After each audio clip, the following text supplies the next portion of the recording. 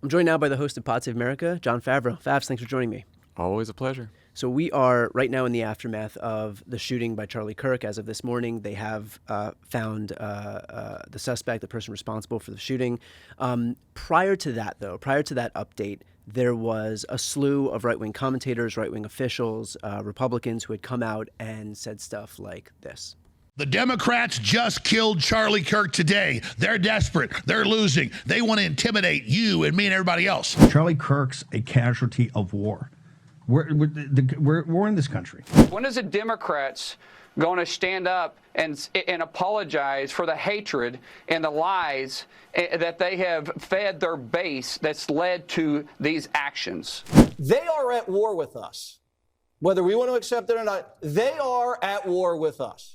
Now, as of this moment, there is, there are some indications of what we know about the shooter. Has two Republican parents, steeped in online culture. I think like the one thing above all else is that this guy is just terminally online. As is the case with a lot of these shooters that we see, there isn't some cogent political ideology. In a lot of these cases, it's just somebody who is fucked up enough to be able to do this in the first place, right? And yet that hasn't stopped, I think, a lot of what we're seeing from, these figures, which is to kind of use an already violent moment to further inflame tensions. We saw the same thing from Trump himself, who came out in a recorded address and basically said that we're at war with leftism, right? So how are you thinking about like what the practical impacts of that kind of rhetoric are going to be? I mean, I certainly don't think it's going to turn the temperature down or lead us to a better place in any way. I mean, I think the Wall Street Journal ran that story about like maybe there's markings that are trans ideology. I don't even know what the fuck that is, or anti-fascist. And so my takeaway is that yesterday, Thursday, everyone jumped to conclusions about the shooter's motive with very incomplete information. And now we have a little bit more information, but it's still incomplete. So I don't really want to jump to the shooter's motives either. We're like, because they caught him alive and he's got a family, and apparently, and I believe they said he's talked to his family about some of this stuff. So it sounds like we're going to find out. Yeah. But I do think like whether the shooter was a left-wing guy, a right-wing guy, someone with, and I said this on the pod yesterday, someone with complicated, weird ideological beliefs that could be conflicting. What matters is that this, for all we know, one person pulled the trigger here. And to Jesse Waters and Donald Trump and all those people that we just saw saying the Democrats are at war and Democrats hate it, we're not at war. We want you to lose in the next election. Yeah. I don't like what you say. I think it's insightful. I think that Donald Trump is an authoritarian who is trying to consolidate power right now. But I think that we approach that with nonviolent opposition. And I believe strongly in that. So and the reason I just bring that up, because it sounds kind of obvious, is like I do think the best way to contrast with that is to show everyone in this country we're not the people looking for war. We are not the people, we are not in this country who want violence. We don't. And if you want to keep making up this fantasy that there is this war in this country, that the left is hateful and wants to tear people down and ruin this country, like you can do that, but that's not what we stand for.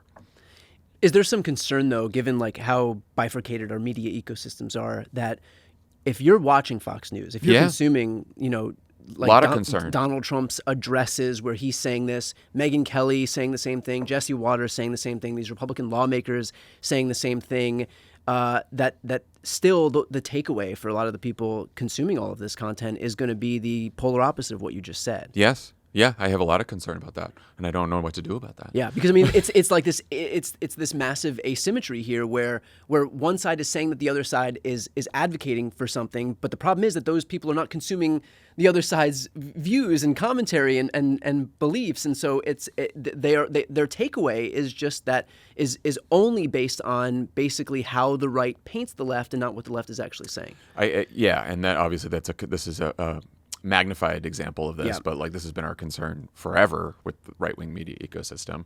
I do think the only thing we can do is show up in some of those places and be out there publicly on whatever platforms we're on, letting people know that what our values and principles are, and that they're not violence.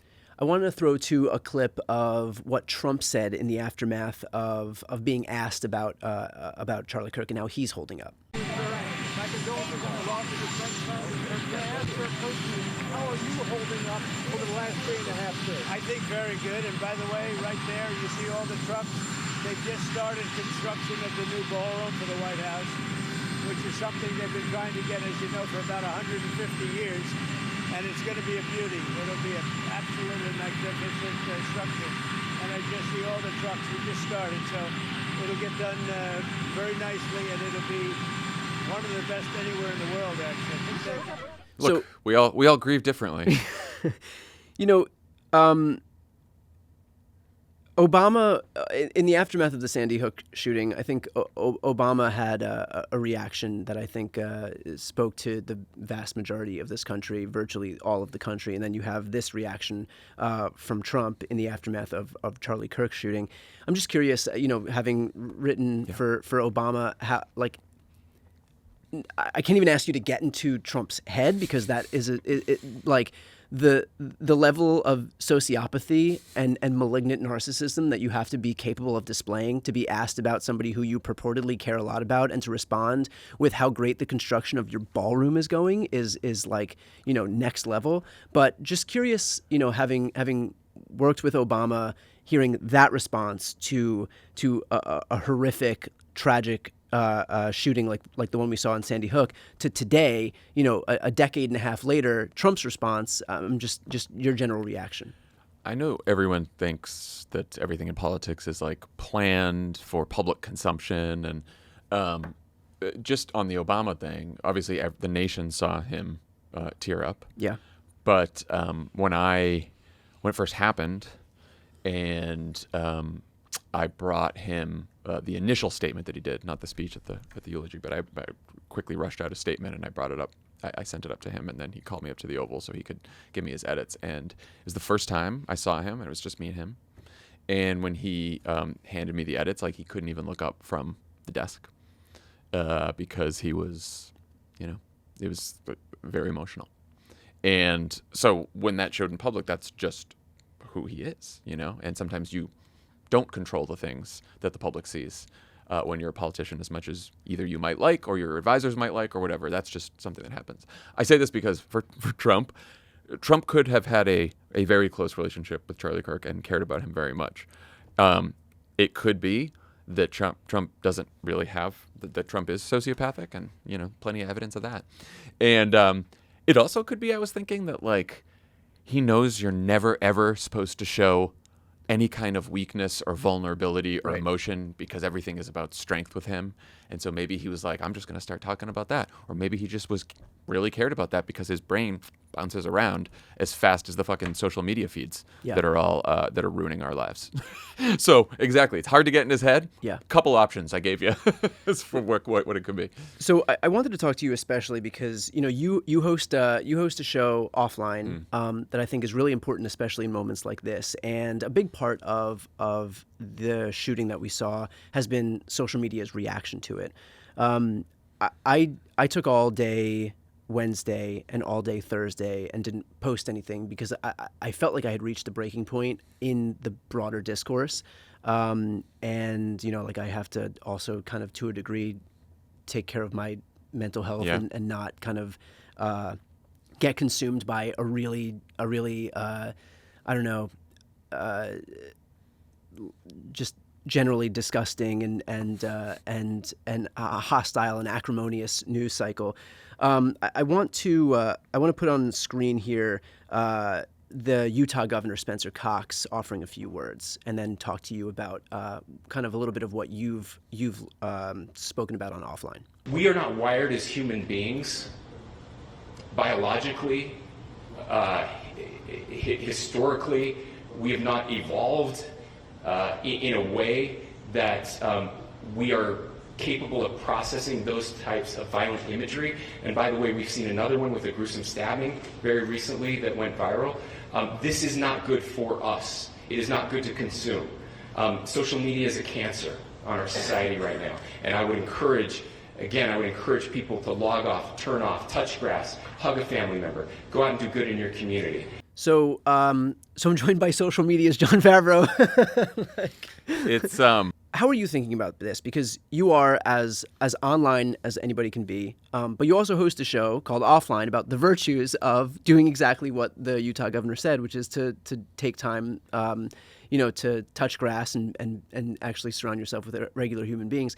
And I remember about a year ago, I had asked you, maybe even longer than that, I had asked you if anything that you'd heard while doing Offline, if any guest you'd spoken to while doing Offline, if there was any evidence to point to the fact that it was beneficial to your health, or whatever it may be, that there was any virtue to being online even more, and the answer was no. Like nobody that you'd spoken with said that being online, the more that you're on, like that there is in any way a positive relationship between being online and like having any semblance of mental health.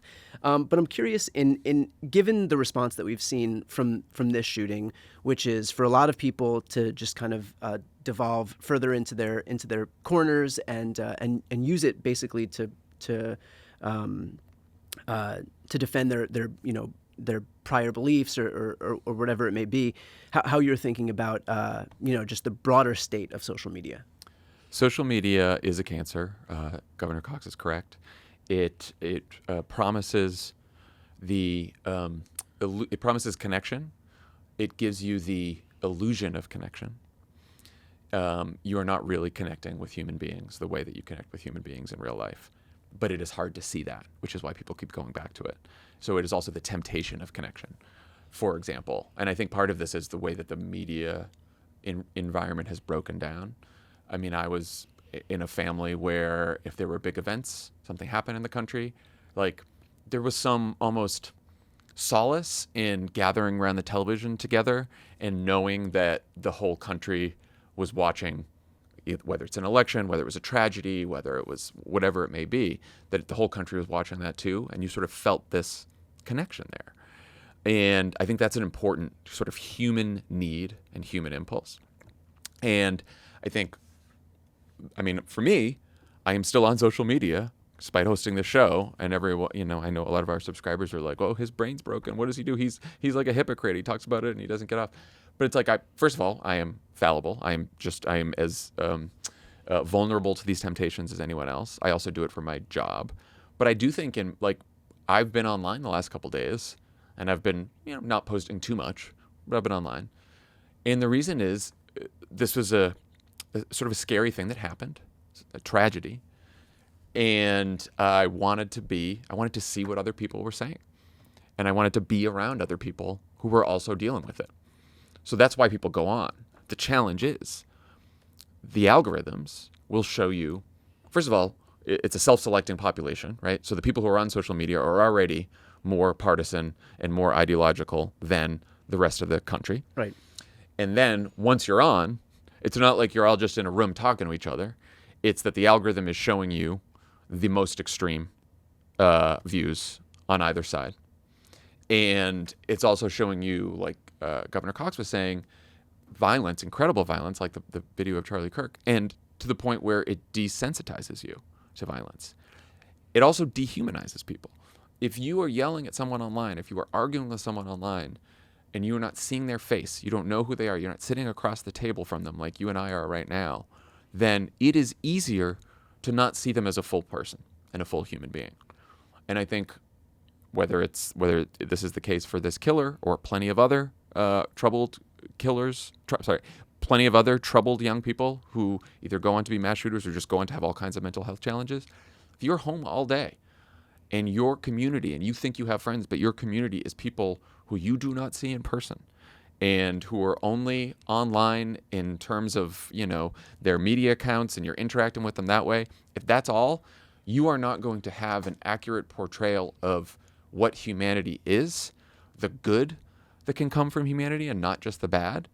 And that's going to, I think it hurts our souls. I really do. Yeah. I think, it's tough because I do think that we need places to meet people and interact with people that we may not meet in person, you know? And I do think we need places to find good information, especially information that's breaking quickly, right? I mean, for us, we do this for a job.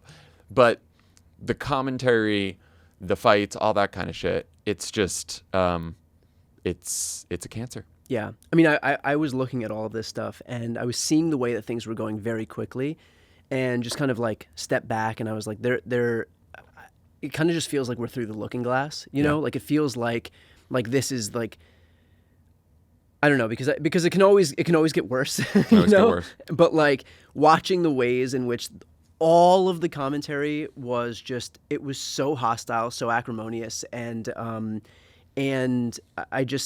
I don't know how you come back from a point where there is no humanity left in any of this. And so other than just stepping away, which of course, if you have some nuanced perspective on this, you know, I think the way, like all of the incentives for posting online are completely antithetical to that. But really the only stuff that's going to bubble to the top is the most hostile takes and the most partisan takes. And so I isn't there some concern that you don't, like, how do you come back from this in a world where anybody with a nuanced take is going to be either so disgusted with what's going on that they're not going to want to, you know, weigh in, or that even if they do weigh in, it's not going to bubble up in the algorithm because that's not what works online. And so this is like now the new normal, which is like if you 5 years ago, if you looked at a response to a shooting, if you looked today, you'd be like, this is just, it's a deeply broken society. And so, like, I guess my worry here is that this is the best it's going to be. Like it can only devolve even further from here, because it's not like the incentives are going to be any better. It's not like Elon Musk is going to suddenly say like, hey, let's start rewarding nuance, and let's start, like, you know, burying the most hostile takes that you can get. I do think that a backlash to social media has been brewing now, like a real one, not just, you know, people who come on offline and talk about it. You can see it in the polls. You can see it in polls of people who support banning phones in schools, and including a majority of young people, by the way. Is that true? Yes. Young people are in favor of like for themselves? It's obviously, it's obviously closer. Yeah. In fact, when you actually talk to young people, they've done a few studies of this, even the ones who think that they want to keep the phones, they say, oh, if everyone else gave up the phone, I'd be great. I don't want it. But I just want it because I can't not have it. I want to unilaterally disarm. Right, which I understand that point of view for sure. And so people don't want this. I think that I was just saying this on a group chat, which is much better than on social media. A candidate who runs in 2028 against social media and against the phones, and I'm saying phone restrict. I'm not saying ban the phones completely, like some people think I do. But a candidate who runs on that. Too late. It's too late. I know. Too late. The soundbite's going to get clipped. A candidate who runs on that, I think, would do really well, because I also think it's an issue that you have some people maybe in the center right, who also feel the same way about that. People don't want this, and I think even campaigning in politics. I mean, Zoran Mamdani and his social media strategy is very interesting, right? Which is, instead of direct-to-camera stuff that he's doing, so it's just like a relationship with the voter. Yeah, he's doing grassroots in-person organizing and meeting people and then broadcasting that to people, which is different, right? Yeah. Because I think campaigns are going to return to the point that they can. If we're going to get out of this, it'll be in person and not necessarily just like knocking on strangers' doors, but holding meetings of like-minded people and talking about politics. Like, I just think we have to mediate some of our conversations in person.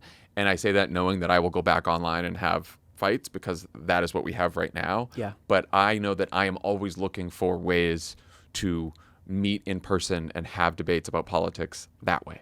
You know, right when I was graduating from college, when I was graduating from Lehigh, I remember like smartphones were just coming out. This was in 2011. I think I had like one of my buddies was the first one to get like an Android. Yeah. I had a flip phone in college. like it feels so prehistoric now, but like I had flip phone in college, and I remember being so jealous. Like I remember like on graduation day watching. I was there and I saw like some of the people getting ready to leave, and some of the siblings of graduates coming, and they're like, I'm gonna be here, and I was like, man, I'm so jealous, because these kids are gonna have such a different college career because they're so much more connected than we were, and they'll have the internet, and they'll have like Instagram and social media, and they can talk to each other, and like we missed out on all of that, and for years that was how I thought about this. Was I was so jealous because these kids are going to be so much better connected to the world and to even people like on our own campus.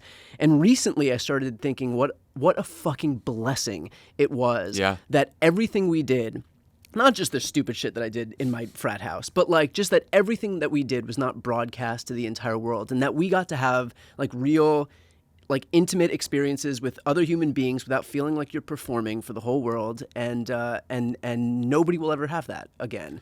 I know. I always think I didn't. I mean, it's like a little bit like when we were growing up, and like the way you found people in your neighborhood in the '90s was like look for the bikes, right? Like look for people's bikes in their front yards. It's that, and also I was thinking about this in college because I had a flip phone like maybe the last year in college. I didn't even because I'm old, and but you'd go out at night, you'd go to parties.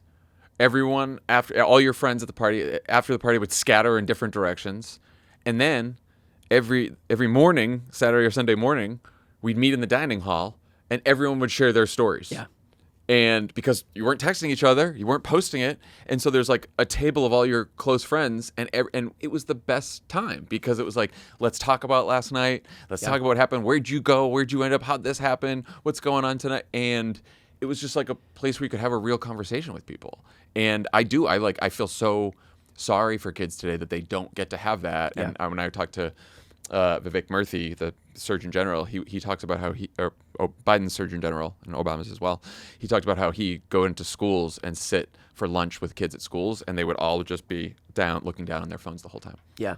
Well, look, I think, it's a little weird for like two people who work online and whose livelihood comes from being online to talk about like the virtues of not being online. But I hope that like, the events of the last few days can at least, offer folks who are watching a little bit of a push to put down the phones, stop watching folks, including us, and just spend some time reconnecting with people in the world here. So Favs, as always, I appreciate the time. Thanks so much. Thanks for having me.